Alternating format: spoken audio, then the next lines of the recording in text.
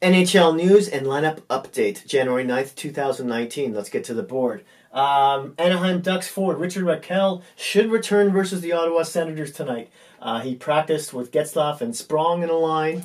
And Getzlaf has only had one assist, 1 point, in Anaheim's 8 straight losses. So if you're a fantasy jockey out there, hey, buy low. The Chicago Blackhawks have recalled defenseman Yukiyuki Hairu. Hope I pronounced that right, but probably not. He had 5 points in 7 games at the World Junior Championships when Finland won the gold medal, and he might challenge Gustafsson for power play time. The Colorado Avalanche goalie Seymour Varlamov could return versus the Calgary Flames tonight. He missed 3 games with lower body injury. But if I was a betting man, I would not bet on Colorado winning this game. They're coming off a back-to-back in which they played yesterday and against the Winnipeg Jets and lost like 7-4. And that in Calgary is like the 3rd highest scoring team in the league. So this, unless Varlamov stands on his head, we'll see. The Arizona Coyotes forward Nick Schmaltz is out for the rest of the season with a knee injury. Keep an eye on right wing. I believe I want to say Charlie or Cody. Garland. His last name is Garland. He's had 3 goals, one of them being a power play goal, and 9 shots in his past 2 games, playing on a line with Alex Galchenyuk. And Arizona will be playing Vancouver on Thursday. The Pittsburgh Penguins right wing Patrick Hornqvist took a puck to the face versus the Florida Panthers on Tuesday, and he did not return to the game. Now, he's had 5 points in his last 7 games, and Pittsburgh's next game is versus Anaheim Ducks on Friday. Anaheim, you better beat Senators. You better beat the Senators today, because it's not going to get easy for you on Friday, even if Hornqvist isn't playing, because I think Pittsburgh's like on an 8-game win streak or something ridiculous like that. The Toronto Maple Leafs left winger Zach Hyman is expected to return versus the New Jersey Devils on Thursday. If you know Zach Hyman, he's a crasher basher for you fantasy guys in banger leagues. He racks up a lot of hits. He's one of those lunch pail workers, puts on his hard hat, goes into those corners, wins puck battles, and gets it out to skilled players like his line mates in John Tavares or Mitch Marner, and at times and mostly with Austin Matthews last year. He'll be more important as the season gets deeper, when offense starts to dry up and defense becomes a bigger issue, and especially in the playoffs. Goalie Frederik Andersen could return versus Boston on Saturday. Please come back, Frederik. Or he could play against the Colorado Avalanche on Monday. Now, I'm praying he comes back versus Boston, even though last time I believe he lost against them, because Boston's only 2 points back at Toronto now. Now, Toronto has a game in hand, but they both play Thursday. Toronto versus New Jersey and Boston versus Washington. That's going to be a huge game. Washington's also watching their back because the Islanders and the Columbus Blue Jackets aren't far behind. But then they play each other on Saturday, so that's got a lot of consequences to it. The Vancouver Canucks center Eli Pettersson, the Cali rookie phenomenon, is expected to be out at least 1 week with a sprained knee. If you're a fantasy jockey, hockey guy, some outlier replacements could be Paul Stastny, David Krejci, Paul Stastny of the Vegas Golden Knights, Krejci of the Bruins, Backlund of the Flames, Hershire of the Devils, Coyle of the Wild, or Comfort of the Colorado Avalanche. Another interesting point regarding Vancouver is that Thatcher Demenko could play against the Arizona Coyotes this Thursday. And Vancouver, one of the reasons is that Vancouver's been shut out their last couple of games. And Markstrom has let in 7 goals in that time.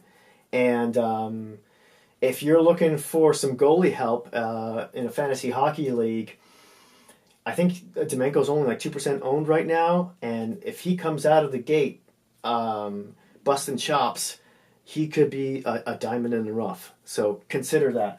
Boston Bruins, a defenseman, Charlie McAvoy, could return versus the Toronto Maple Leafs on Saturday. He hasn't played a game since December 23rd. He's had 11 points in 17 games so far. He's another fantasy hockey possible pickup.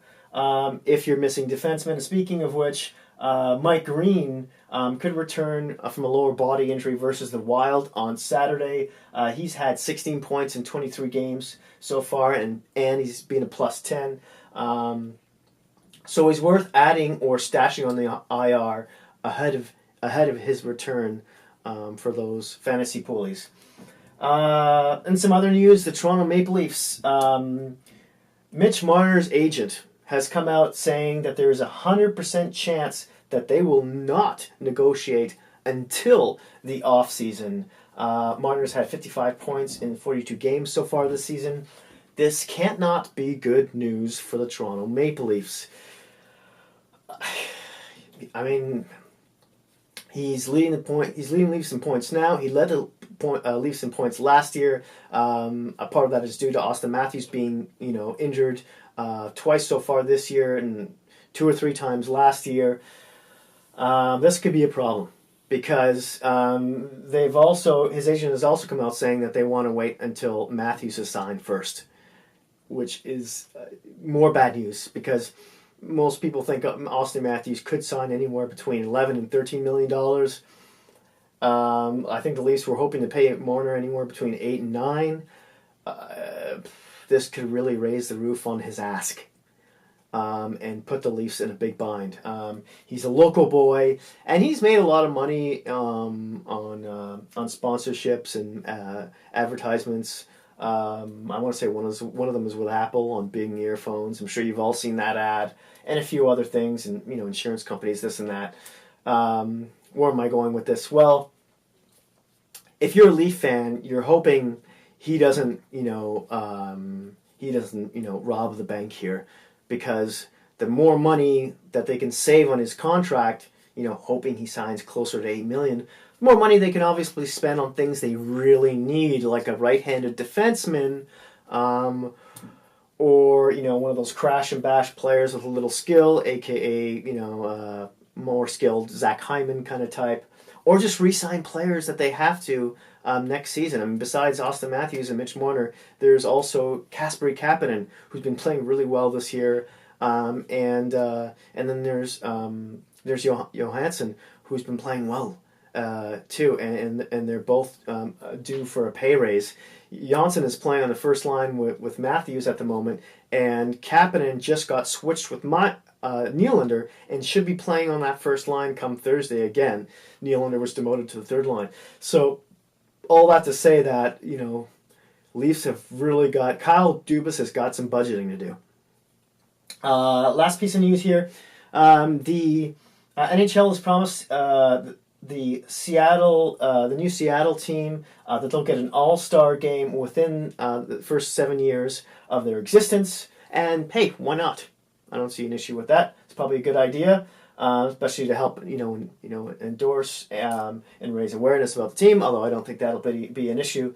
In any case, more news about this year's. There is some news about this year's All-Star game. Today they released the jerseys for it, which are black and white versions, and they're supposed to be made from recycled plastic found in the ocean. So that could be very interesting.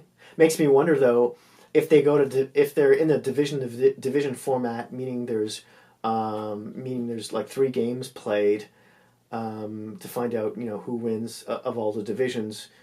That could be tricky unless if you have black and white versus a black and white, and then the winners, one of them has to switch color. I guess that's a simple answer. I just answered my own question. In any case, I would love to hear your thoughts and opinions. I would love to hear what you think about this Marner situation, about what his agent said, and anything else I've mentioned on this board. Thank you so much for watching. Hit that like button if you like this video. Smash that subscribe button if you haven't already. And if you happen to have any hockey geek friends, hey, please don't feel shy about sharing. Thanks again, and I'll see you soon.